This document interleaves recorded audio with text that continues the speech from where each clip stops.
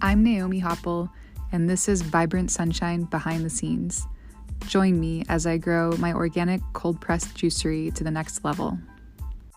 As a lover of podcasts, I started this show because I noticed a significant gap in the voices of small business owners like me. So oftentimes, brick and mortar business owners are invisible. We exist behind the scenes, and our struggles and triumphs are uncelebrated and unseen. My hope is that this show will inspire other entrepreneurs as I document and share my own journey. Thanks for being here. If you're wondering why the sound quality isn't always wonderful on my podcast, it's because, as an example, I'm recording today with my 1-year-old sleeping on top of me and my toddler next to us snoring. You can probably hear Oren and his sweet toddler snores. Mindy's sleeping here too. It's nap time, and it's been one of those days. Adam and I have been swapping childcare and work duties all day long. He ran off to meet the plumber this morning for 9 o'clock in Aspinwall while I watched the kids, and he had to be home by 10:30 so I could run out the door to a meeting, stop by the store, and do a recipe glow up. We actually added maca to our Cookies and Dreams smoothie today, and let me tell you, it is amazing. Then I had to rush back home and get here by 1:30 so that he could go to a tour at one of the properties he manages in the South Hills. Our nanny called off today, and she's a little bit sick, and honestly, I think maybe the kids have been a little bit under the weather. I hope they didn't give whatever it is to her. That's just the reality of mom life, I guess. Mompreneur, I think they say entrepreneur life. Just, our life is our work and vice versa. And we try to carve out our personal space, but sometimes what that means is just letting it all merge together and flowing, just flow with it. If you try to control it too much, it could drive you insane.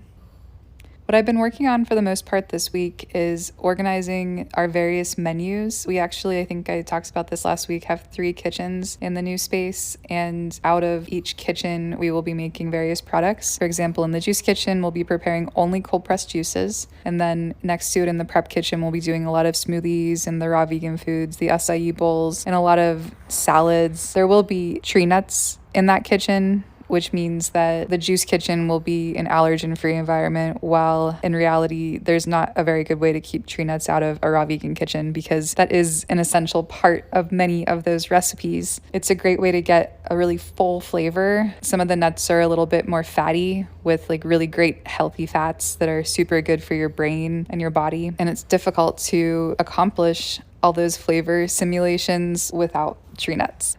The front kitchen then is going to have the coffee menu and the adaptogenic latte menu, and that's something that I've been having a lot of fun with lately. We're looking at incorporating ashwagandha, different mushrooms like lion's mane, cordyceps, reishi, ginseng, holy basil, maki, acai, goji, matcha, and all of the lattes are going to have a base of one of our house-made nut milks like almond milk, cashew milk. We might even play around with hazelnut milk, macadamia milk. Just to give you an idea of one of the adaptogenic latte flavors, there's a spiced latte that I'm looking at making with turmeric powder, ginger, cardamom, black pepper, ginseng, and sprinkled with nutmeg. So this will be a base of cashew milk with just a little bit of maple syrup. It's going to be A+ amazing. Chef's kiss. Mwah.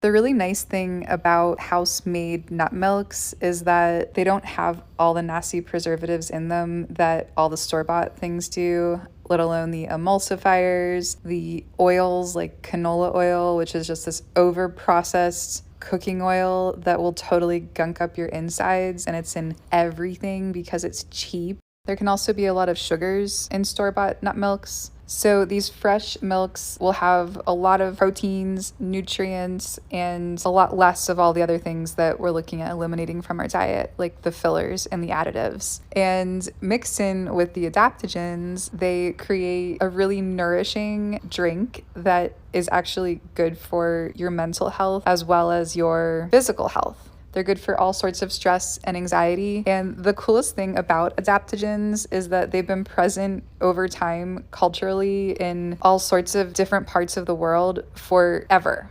People have been drinking ginseng and holy basil forever. And you'll find, if you have ever studied Ayurveda, that a lot of these techniques are actually present in Ayurvedic food. And they really do consider food as medicine, like so many of us do. It's just a cool thing to see all these cultures coming up with the same conclusion about how what we eat can heal us. Adaptogens can be taken in a variety of ways. Unfortunately, we don't always all have access to the fresh products, so they're often available in capsules or teas or powders and tinctures, and it's always important to make sure you're using a high quality product, and that's what we're doing right now. We're sourcing products, playing with flavor combinations, and my friend Derek actually invited me to play around behind his counter at his coffee shop, Cafe Conmigo, which is like the most amazing atmosphere. He has so many houseplants in his cafe that it feels like the jungle, and I am hoping to emulate some of that in our new space. I've asked him to teach me all his ways.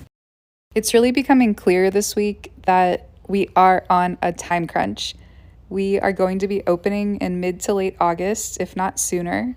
And the mid to late August deadline is a hard deadline because we actually are having a ribbon cutting ceremony scheduled by the Federal Home Loan Bank. We were the recipient of their 1,000th Banking on Business loan ever.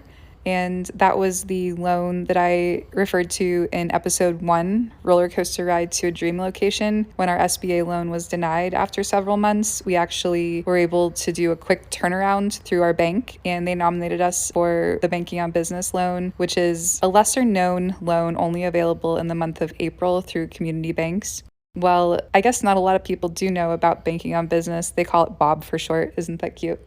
Because the Bob loan is looking to do a press release and make a big splash about the 1,000th loan ever given. They're inviting all sorts of government officials, local congressmen and senators, and we are excited to do a tour of our facility and really celebrate. I mean, opening a new fresh foods cafe in Pittsburgh is really a win for fresh, organic, healthy foods. We're hoping to really get the community integrated and oriented with our cause and really understand the benefits of eating fresh and not having preservatives in your life and really utilizing food as medicine. So with this August deadline, hard deadline, we are in really good shape right now. I mean, we have plenty of time to accomplish all the things that we need to with, for example, all the menus, the food menu, the juice menu, the smoothie menu, really processing everything that goes on in our facility.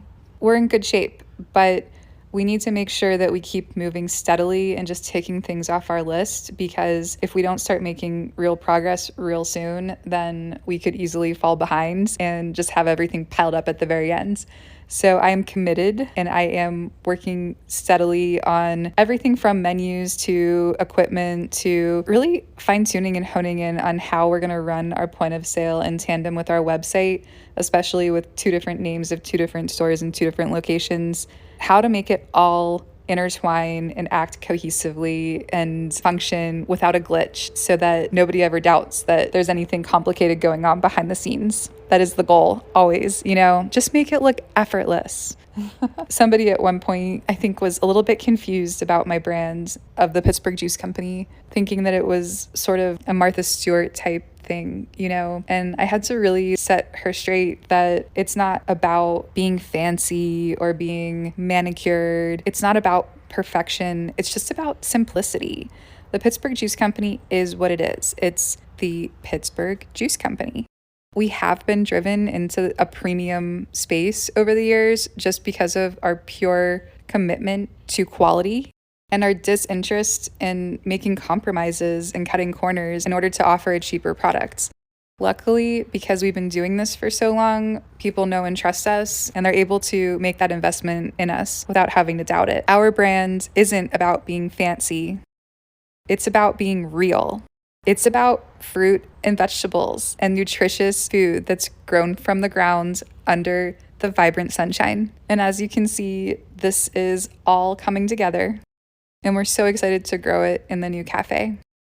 That's all I've got for this week. Thanks for being here. I'll talk to you next time.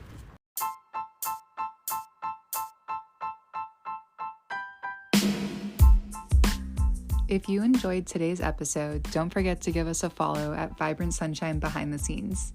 You can find photos posted on my Instagram, that's Green Juice and Yoga, Naomi Hopple, and also on the Vibrant Sunshine Cafe Instagram.